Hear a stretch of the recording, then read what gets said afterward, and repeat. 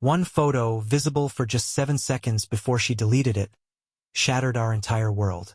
I was the only one who saw it, her and my son's swimming coach, half-dressed in our bedroom, his arms wrapped around her as she took the selfie. The same bedroom where our family photos still hung on the walls. I stared at my phone, my coffee growing cold on my desk at work, trying to convince myself I hadn't seen what I'd just seen. Sarah, my Sarah, wouldn't do this.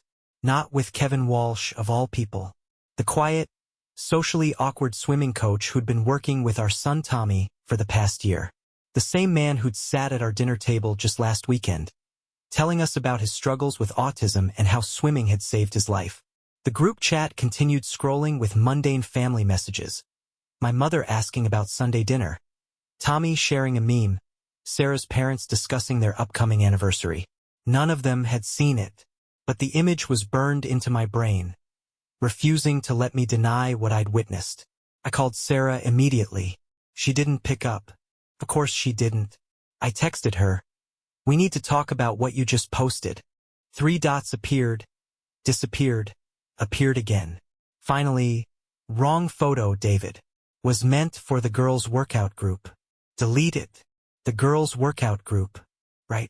Because women regularly send half-naked photos with their son's swimming coach to their workout buddies. I left work early that day, driving home in a daze. The house was empty when I arrived. Sarah was supposedly at her yoga class, Tommy at swim practice. I wandered through our home like a stranger, seeing everything differently. The protein bars and supplements that had started appearing in our kitchen cabinets. The new workout clothes she'd been buying. The late-night phone calls she took in the bathroom. Always just Caroline from work. Our bedroom still smelled faintly of her perfume, mixed with something else. A masculine scent I'd noticed before but hadn't questioned. I opened her dresser drawer, something I'd never done in our entire marriage. Buried beneath her sweaters was a small notebook.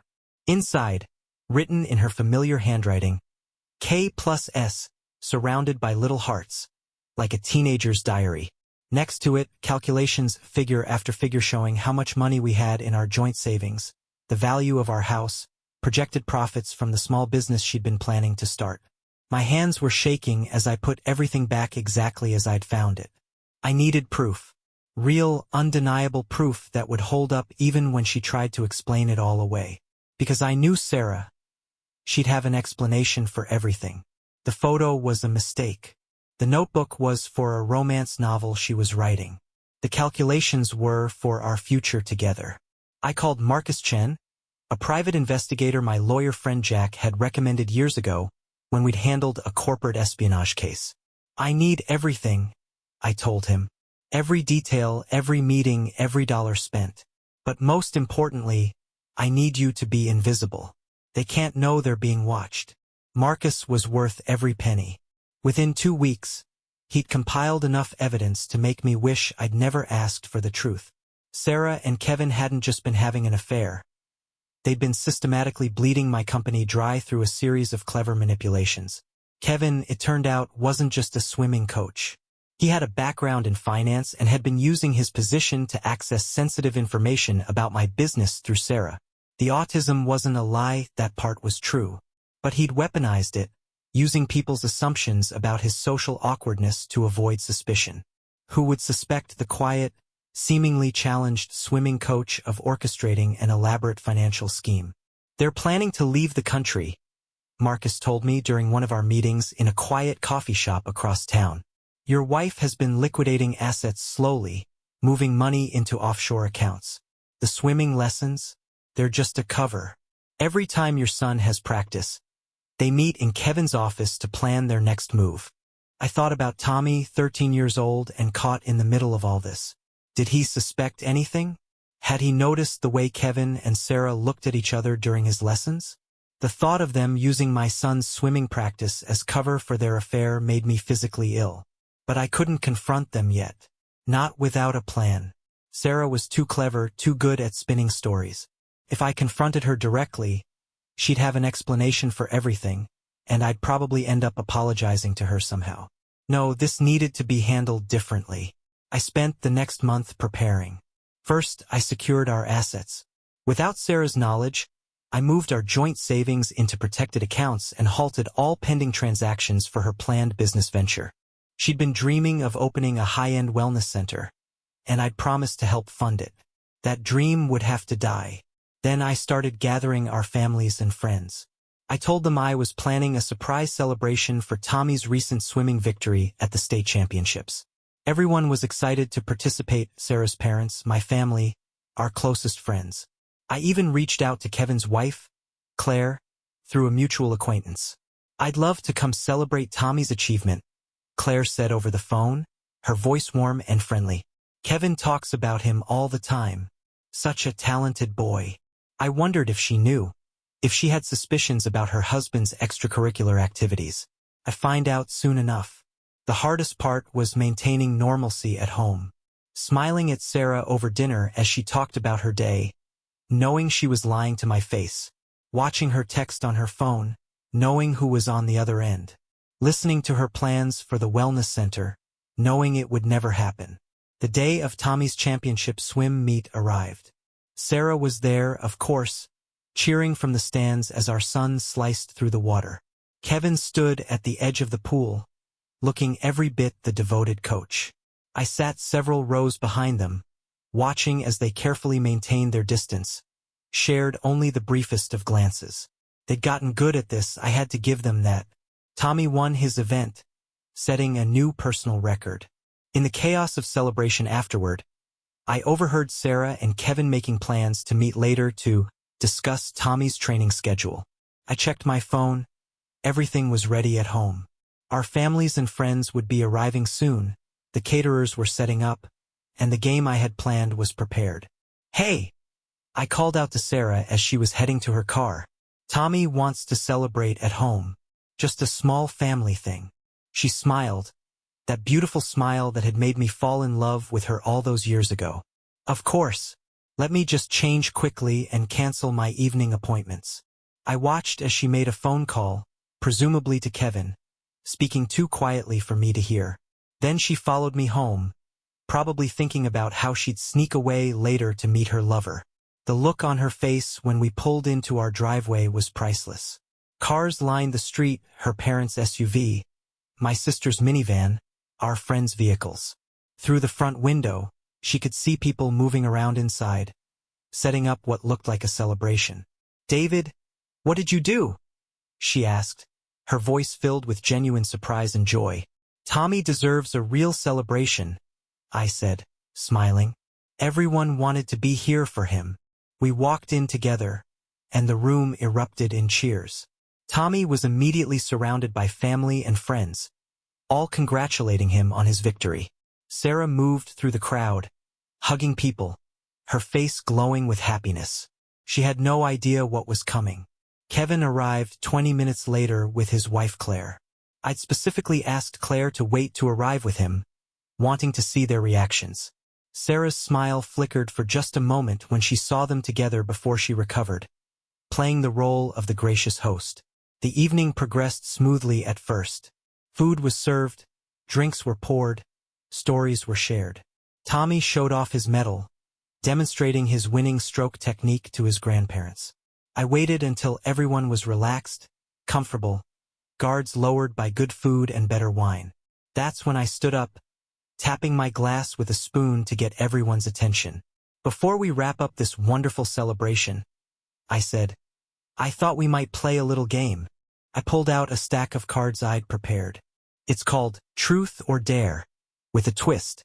We call it Prada or Dia, in honor of Sarah's love for both brands. Sarah's eyes widened slightly. She recognized the names. The Prada bag she'd bought last month with money she thought I didn't know about. The diamond, Dia, necklace Kevin had given her, which she'd hidden in her gym bag.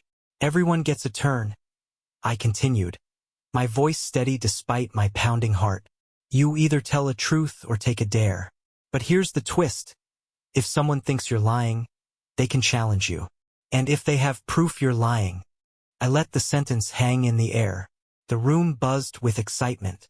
They thought it was just a party game, a fun way to end the evening. Only Sarah and Kevin seemed to understand what was really happening, though they hid it well. "Who wants to go first?" I asked, looking directly at my wife. Sarah raised her hand, playing along, still confident in her ability to maintain control of the situation. "I'll start," she said, reaching for a card. "Truth." And that's when the real game began. The party room buzzed with anticipation as I shuffled the cards. Everyone was gathered around our living room, settling into chairs and sofas, drinks in hand. Tommy had gone upstairs to play video games with his cousins. This part of the evening wasn't for children's eyes. "Let's start with something light," I said, pulling out the first card. "Who's taken food from the break room fridge that wasn't theirs?" Laughter erupted as several hands went up. My brother-in-law Mark admitted to regularly borrowing his co-workers' lunches. Sarah's best friend Rachel confessed to stealing her roommate's yogurt in college. The atmosphere was relaxed, jovial, perfect. Sarah sat on our leather armchair, legs crossed elegantly, still wearing her cream-colored blazer from Tommy's swim meet. She'd always known how to command a room, how to make everyone feel at ease. Kevin and Claire sat on the love seat across from her, maintaining a careful distance between them. Claire was nursing her second glass of wine, her eyes occasionally darting between her husband and my wife. A few more innocent questions followed. Who's lied about their age? Who's called in sick to go shopping? Each answer brought more laughter, more shared confessions of minor transgressions. I watched as Sarah and Kevin gradually relaxed, probably thinking they'd dodged a bullet. Then Mike, my old college roommate and current business partner, picked up a card. His eyes met mine briefly before he turned to Sarah. "Truth or dare?" Sarah's smile never wavered. "Truth," she said confidently, taking a sip of her white wine. "Have you ever cheated on David?" The room fell silent. The question hung in the air like smoke, heavy and suffocating. Sarah's parents shifted uncomfortably on the couch. My mother stopped mid-bite into her appetizer. Sarah rolled her eyes and laughed, but I caught the slight tremor in her hand as she set down her wine glass. "No, of course not. David and I have been happily married for 15 years. This is ridiculous." I reached for my phone, my movements deliberate and unhurried. "That's interesting, because I have something I'd like everyone to see." The video had been sent to me by Linda Peterson, whose daughter was on Tommy's swim team. She'd been recording her child's practice when she accidentally captured something in the background. I connected my phone to our smart TV, and the footage began to play. The image showed the gym adjacent to the pool. Two figures were visible through the glass walls, Sarah and Kevin, much too close to be having a casual conversation about swimming techniques. His hand was on her waist, her head tilted up toward his face. "That could be anyone," Sarah said sharply, but her face had lost its color. "It's blurry, you can't possibly." "Let's look at another angle," I interrupted, switching to a different video. This one was from the gym's security camera, crystal clear. Same day, same time, but now there was no mistaking their embrace, their kiss. "That's not." "I can explain," Sarah started, but I wasn't finished. I pulled up Google Maps on the TV screen. "Remember last month when you said you were having dinner with Rachel to plan her baby shower?" I zoomed in on a location. "Interesting that your phone's location history shows you were actually at Kevin's apartment building. For 4 hours. Rachel's mouth fell open. "I was out of town that weekend," she said slowly, turning to stare at Sarah. "In Miami, remember? You liked my beach photos on Instagram. David, you're tracking my phone?" Sarah's voice rose with indignation. "That's invasive. I can't believe you would." "Oh, I did much more than that," I said calmly. "Would anyone like to see the credit card statements? The hotel receipts? The text messages?" "This is inappropriate." Kevin spoke up for the first time, his face flushed. "Claire, we should go." "Sit down, Kevin," Claire said quietly, her voice like steel. "I want to hear this." That's when Jason, our neighbor and regular golf buddy, stood up. He was swaying slightly. He'd had a few too many beers. I can't keep quiet anymore," he said, his voice thick with emotion. "David, I'm so sorry. I should have told you months ago." Sarah's head snapped toward Jason, her eyes wide with panic. It was at your birthday party in March, Jason continued, looking at the floor. I went to the garage to get more ice, and I saw them. They were... He couldn't finish the sentence. Jason, you're drunk, Sarah snapped. You don't know what you saw. I know exactly what I saw, Jason replied, steadier now. And it wasn't the only time. They meet every Wednesday afternoon, when Tommy has his private coaching session. But that's not even the worst part. The room was so quiet you could hear the ice melting in people's glasses. Even the kids' video game sounds from upstairs seemed muted. Tell them about the money, Jason, I prompted. He took a deep breath. Kevin's been accessing company files through Sarah's laptop. They've been siphoning money through fake vendor accounts. Small amounts at first, but it's added up to hundreds of thousands over the past year. This revelation hit like a thunderbolt. Mike, my business partner, jumped to his feet. The discrepancies in the Q3 reports, that was you? He demanded, staring at Kevin. Kevin's calm, awkward demeanor cracked. You don't understand, he said, his voice taking on an edge I'd never heard before. The swimming coach salary was just for show. I have a master's in financial engineering. Sarah and we had plans. Plans? I picked up a manila envelope from beside my chair. You mean these plans? I pulled out a stack of papers, printouts of emails, bank statements, and photographs. You see, Jason came to me 3 weeks ago, torn up with guilt. Once he started talking, everything fell into place. The mysterious business trips, the late-night phone calls, the sudden interest in our company's financial software. The thing about Betrayal, I continued, spreading the documents on our coffee table, is that it leaves a trail. Every secret meeting, every hidden transaction, every lie told to cover up another lie, it all leaves evidence. Sarah's father picked up one of the bank statements, his hands shaking. Princess, he whispered. What have you done? Daddy, it's not what it looks like, Sarah pleaded. But her voice had lost its conviction. I turned to Kevin's wife. Claire, would you like to share what you found? Claire stood up, her wine glass forgotten. From her purse, she withdrew her own set of documents. I hired my own investigator 2 months ago, she said, her voice surprisingly steady. I have everything, the text messages, the hotel receipts, the offshore account numbers. I even have pictures of them shopping for houses in Bali. Bali? Sarah's mother exclaimed. What houses in Bali? They were planning to disappear, Claire explained, her calm facade cracking slightly. Take the money and start a new life where no one could find them. Her voice caught. They even enrolled their kids in international schools there. My kids, Kevin. Our children. The room erupted in chaos. Sarah's mother began to sob. My sister was yelling something about family trust. Mike was on his phone, presumably calling our company's lawyers. Through it all, Sarah and Kevin sat frozen, their elaborate house of cards collapsing around them. But there was more. So much more. I caught Jason's eye and nodded. It was time for him to tell them about the birthday party incident. Every detail he'd shared with me over glasses of scotch in my garage 3 weeks ago. The story that would make everything else we'd revealed seem like mere prelude. Jason cleared his throat, and the room gradually fell silent again, everyone leaning in to hear what new betrayal would be exposed next. The birthday party wasn't the first time I caught them, he began, his voice stronger now. There's something everyone needs to know about what really happened at the company retreat last summer. Jason's revelation about the company retreat hung in the air like a thundercloud.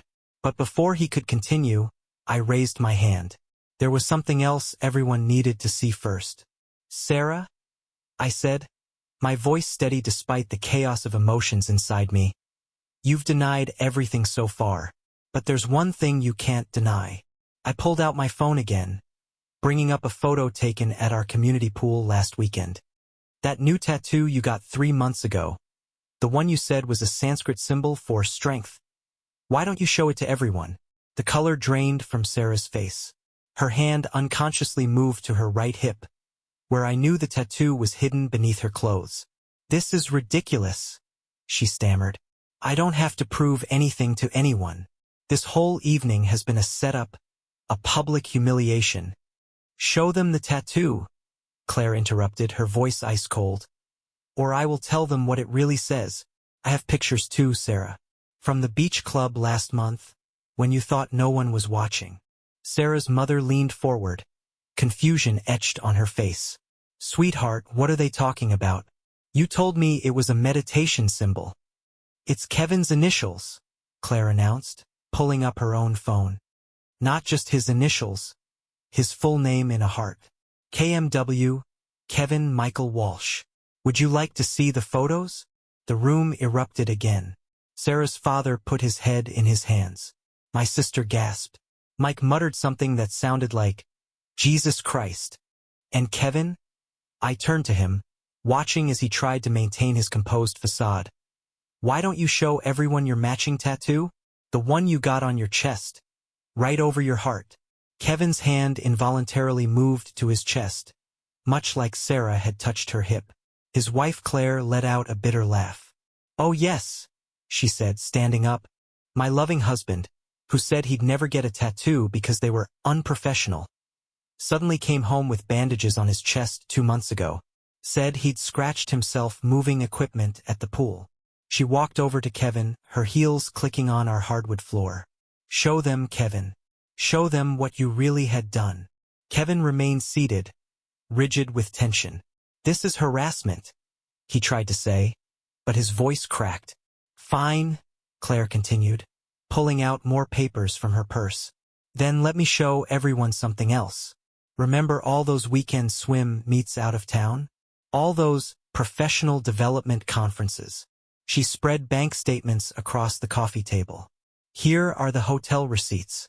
Always 2 rooms booked, one on our joint card for appearances, one on his private card that he thought I didn't know about. She picked up one statement, her hand trembling slightly. Look at the charges, everyone.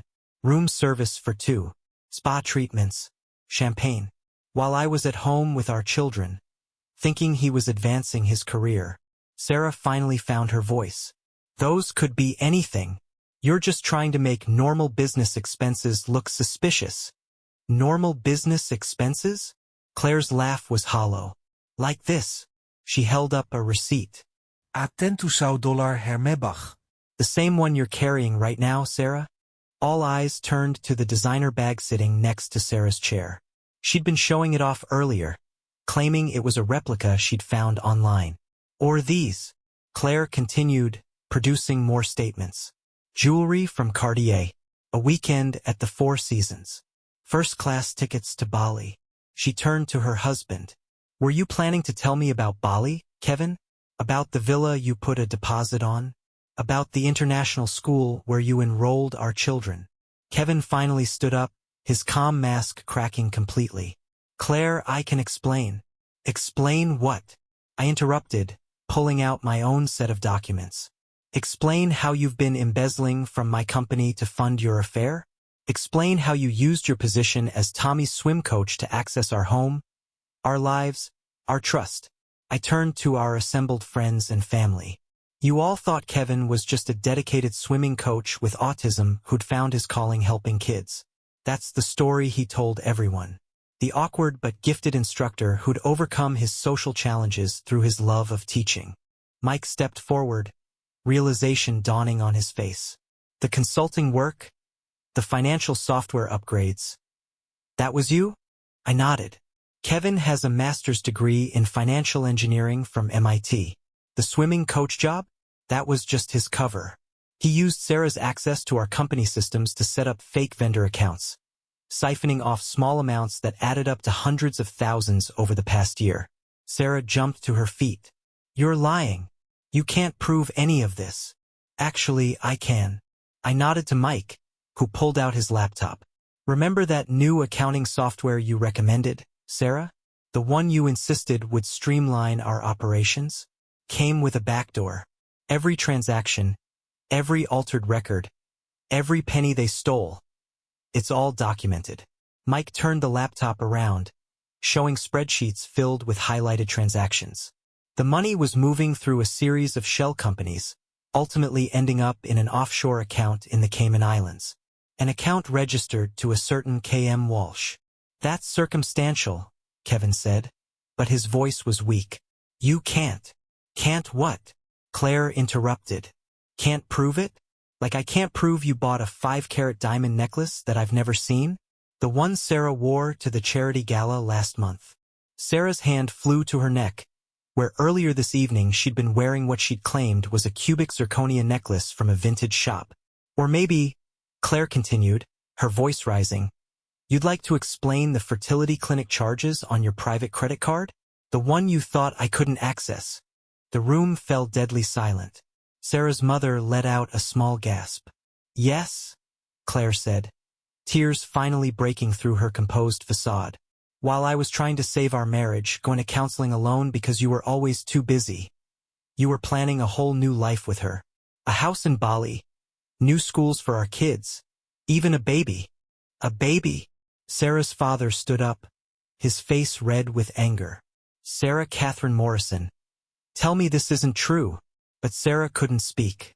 She stood there, designer bag at her feet, expensive necklace at her throat, all her carefully constructed lies crumbling around her. I walked to my briefcase and pulled out 3 envelopes. I didn't want it to come to this, I said quietly. I loved you, Sarah. I would have given you anything, including that wellness center you've been dreaming about. I'd already bought the building, had the permits approved. It was going to be your Christmas surprise. Sarah's eyes widened. The old Webster property on Main Street? You? Yes, but now. I laid the envelopes on the table. Now you get these instead. Divorce papers, custody arrangements for Tommy, and a detailed report of your financial misconduct, which my lawyers will be sending to the DA's office tomorrow morning. You can't take Tommy, she whispered. Watch me. I wonder how the family court judge will feel about a mother who used her son's swim lessons as cover for an affair, who was planning to kidnap him to Bali as part of her escape plan. Claire stepped forward with her own envelope. And these are for you, Kevin. Divorce papers, full custody of our children, and a letter to the school board and every swim club in the state, detailing how you used your position to prey on a student's mother. Kevin's face went ashen. Claire, please, think about the kids. I am thinking about the kids. Claire's composure finally shattered. I'm thinking about how their father was going to abandon them, take them away from their friends, their school, their whole lives, all for her. Sarah's mother was sobbing openly now. Her father couldn't even look at her. My sister had her arm around my mother, who was silently crying. I picked up my phone one last time. Oh, and Sarah? Kevin, check your emails. I just sent everything, the photos, the bank records, the video footage, to the board of directors. They're calling an emergency meeting tomorrow morning. And Kevin, the swim club board and the school district are copied on those emails too. I guess you'll both be looking for new jobs. You're destroying our lives, Sarah whispered. No, Irraplia calmly. You did that yourselves. I'm just making sure everyone knows the truth. I turned to our gathered friends and family. Thank you all for coming. I'm sorry you had to witness this, but I believed you deserved to know the truth. Tommy, I called out, raising my voice slightly. Time to come down, buddy. We're going to Grandma's house tonight. As Tommy came down the stairs, backpack in hand, I watched Sarah's face crumble as she realized she'd lost everything: her marriage, her son, her lover, her reputation, her dreams. Kevin stood frozen, his carefully constructed facade of the awkward but gifted coach completely shattered, watching as his own wife gathered her things to leave.